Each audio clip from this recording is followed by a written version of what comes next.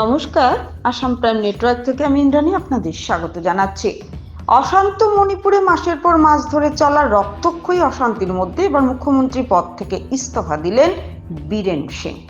প্রসঙ্গত 2023 সালের মে মাস থেকে মেইতেই এবং কুকিজো সম্প্রদায়ের মধ্যে হিংসা ঘিরে উত্তপ্ত মণিপুর।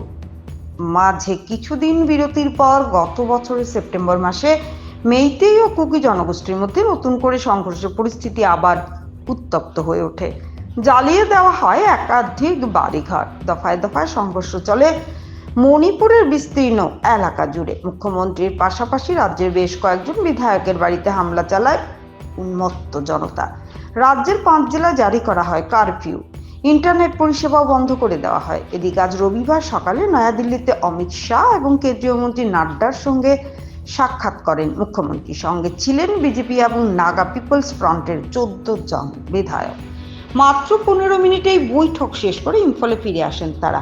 ইম্ফলে ফিরেই রাজ্যপাল অজয় কুমার ভাল্লার সঙ্গে দেখা করে পদত্যাগপত্র জমা দেন বীরেন। জানা গেছে, সোমবারই রাজ্য বিধানসভায় বাজেট পেশ হওয়ার কথা ছিল।